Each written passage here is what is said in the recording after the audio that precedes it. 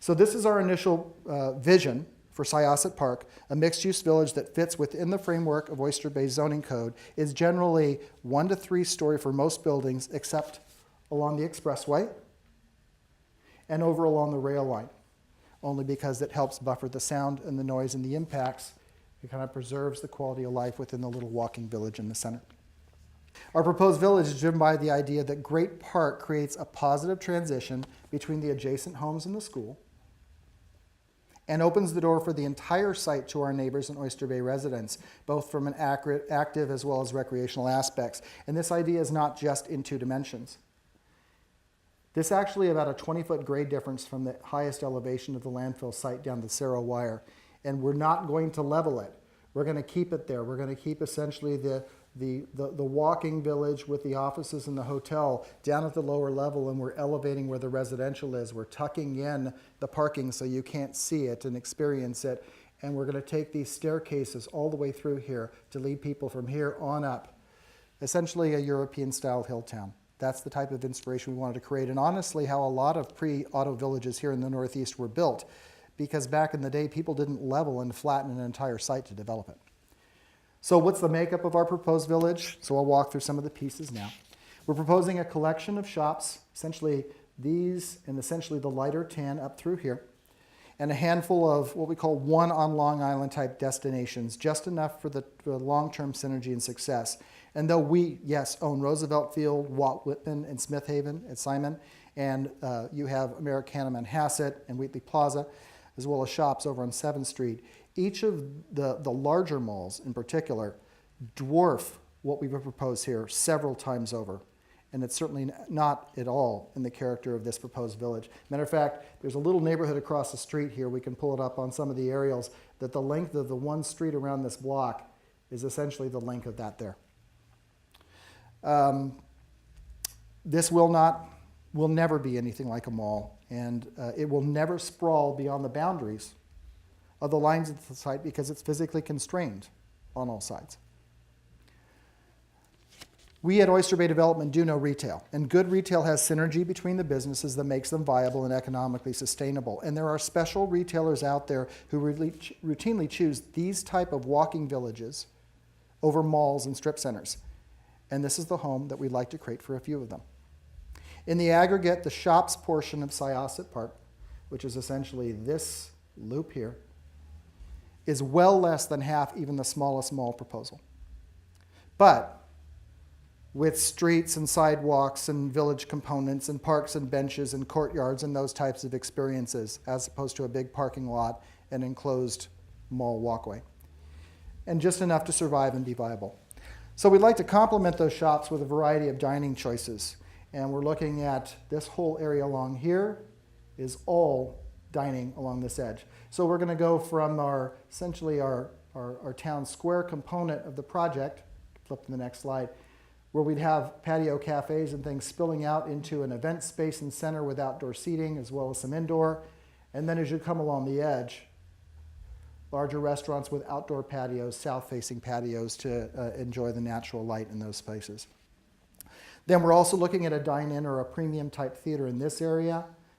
And actually the combination of the restaurants and the theater, in most retail settings, a lot of ours, it may be 5 to 10% at most of the total makeup.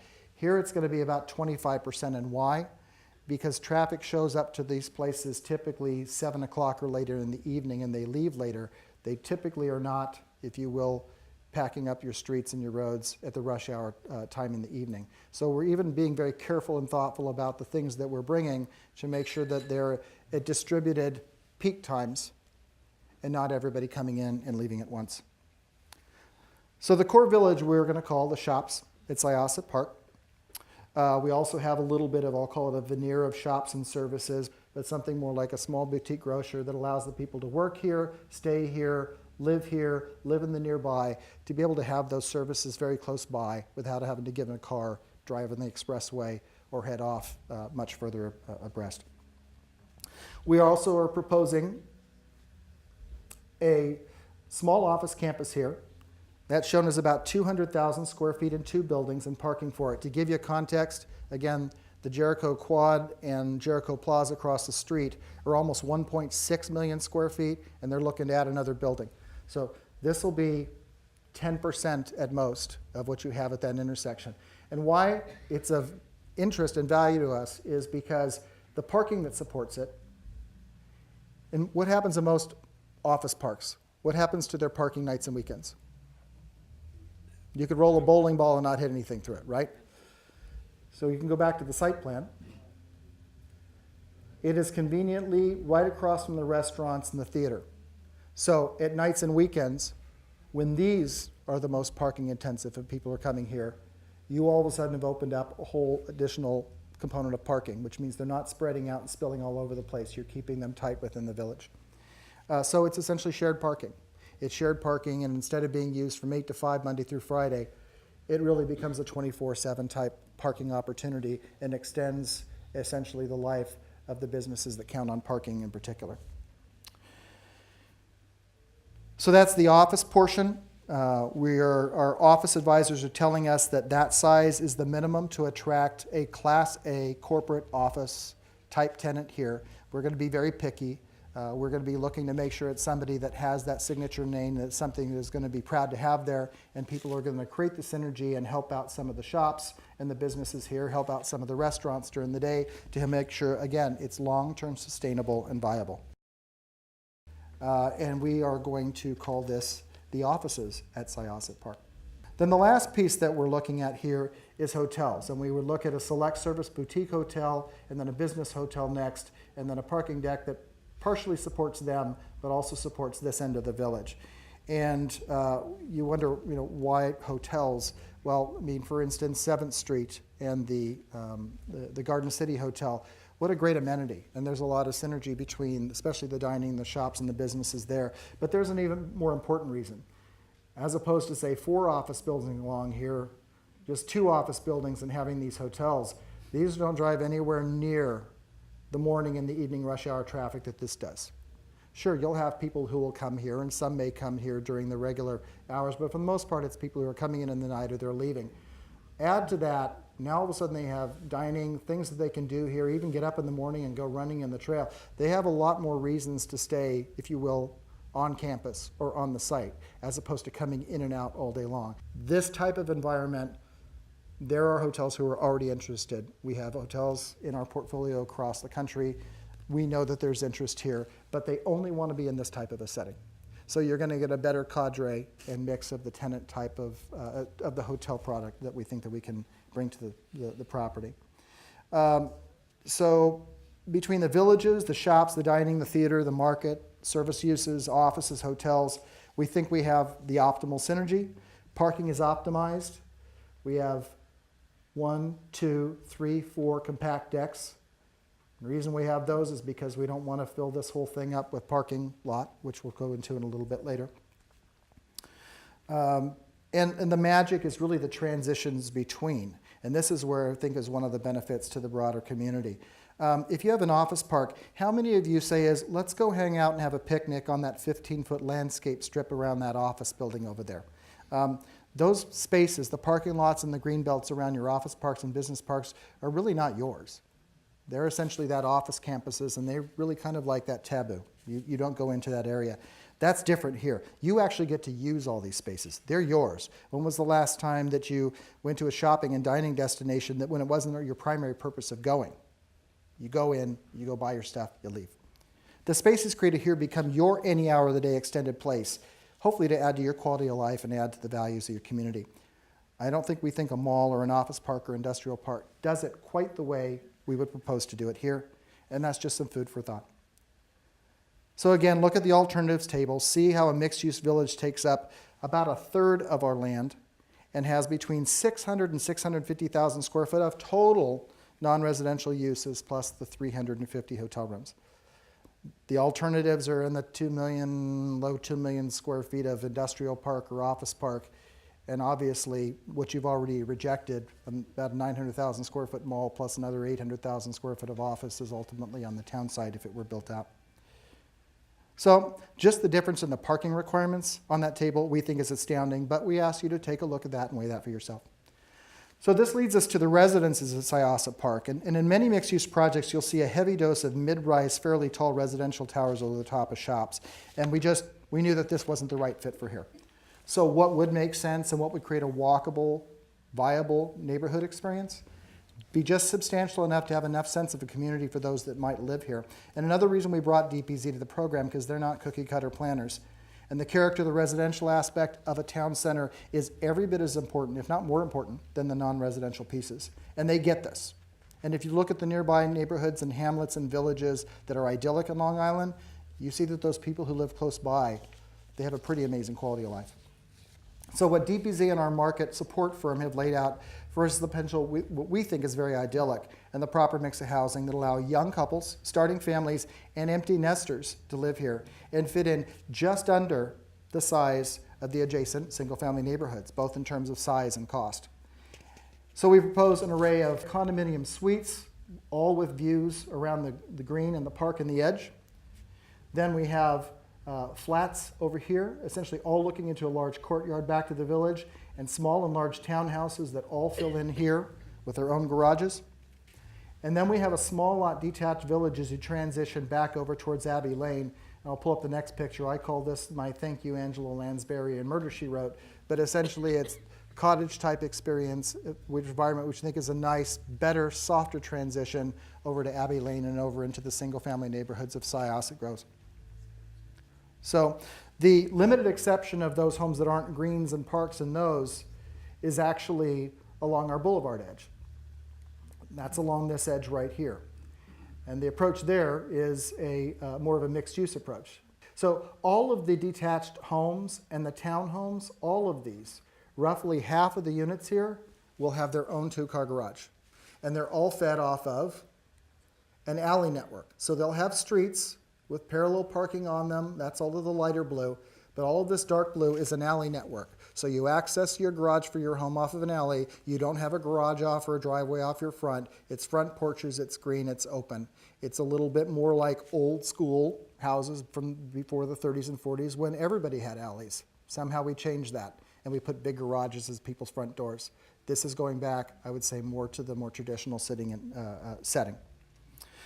In addition to that, the flats and the condo suites, we're actually putting parking underground underneath them. So they come in, they park, they come up into their building, they all have views. There's a little bit of guest parking around the edge that's actually dedicated for the residences because we don't want to have people who are going down here to compete and take away guest parking. We don't want to create that confusion. So we're creating an ability to get to guest parking on the fringe and in these neighborhoods. Because the reality is if you don't have driveways and your two-car garages in the back, where are your friends going to park when they want to come visit?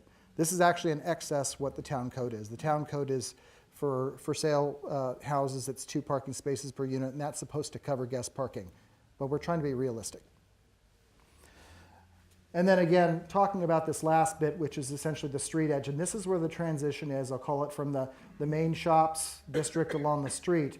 We're actually going to bridge with 1- and 2-story townhouses here before you step up into the neighborhood. And so they essentially, if you will, have eyes on the street and create a little more interest. So you have this edge here and then some 1 and possibly a little bit of 2-story this side. And we think that breaks it. It's not 4, 5, 6 stories. We're really adhering to the spirit and the intent of the primary, no more than 3-story expectation. So it's decidedly suburban versus an urban approach to mixed use. And we project it will take 4, 5, maybe even 6 years to build all these homes. They don't all sell at once. They are all for sale. David Simon himself does not think that this type of village works, and honestly, most of us agree that it does not work if it's all primarily or even all age-restricted housings. What great small town or village can you think of that is senior-only housing? Maybe huge retirement communities in Florida, Arizona, not too many. We believe the variety of home types will allow people to choose what best fits their needs and what they can afford at any age. And we want to make this as vibrant as possible for every age group. And as with the cycle of families, so we see opportunities to buy into Syosset here for those who cannot afford a large single-family home today, and allow this to be a bridge for those starting off here to step into your neighborhoods as kids come along and they decide they need a larger home and a yard. And then as the kids leave the nest, This place can allow some of you the opportunity to trade back without leaving your community, family, or friends when you don't need or want that big house and yard. But then you can walk down the alleyway, pop down, and get a coffee. So offices, shops, dining, theater, hospitality on about 1/3 of the site, about 30% of it. A variety of homeowner options on another 30% of it. And this is all essentially dwarfed by the by right alternatives of 2 to 2.5 million square feet of office or industrial park uses, and honestly results in far less traffic into and out of the property. So again, you can just compare just the parking numbers alone. And I think, again, we ask you to give that some thought. So then finally, on top of the parkettes, neighborhood greens, courtyards, plazas, and all of those components in the village itself, the last 30 acres is set aside as a great park. It's 30 usable acres, or about 40% of the total property when you include the parking on the edge that supports the park. So what is 30 usable acres? Well, we have a table in the back where we've actually superimposed a large chunk, 75 to 80% of Westbury Gardens could fit on the site, or several smaller local parks could all fit on the site. So you can actually see and look at the area of those pictures just to get a sense of how big that is. But I think here's another piece of the story is we're not going to design it for you. We want you to take an active role with the town's guidance, and we're turning over the park design to the users. And we'll build it as a public park for everyone, not just the people who live and work here at Syosset Park. And we think that's a far better fit than a large parking lot for an office campus or an industrial park, and certainly better than what's there today. So we think it enhances the quality of life for the people buying homes here, as well as for the existing homeowners who today back up to the town public works site. And understand, we only drew the fields on such, go back to the last site, one before that. We only drew the fields here as a representation so you can understand and get a grasp of the size and the opportunity. It's a 30-acre blank slate. So please share your thoughts and questions at the park table. Also, please go to the Facebook page and the website that we've set up here, syossetpark.com, that goes live tomorrow. And we would encourage you and your kids, or your grandparents, or your parents, to share your ideas of what you think is appropriate for a community park of this size.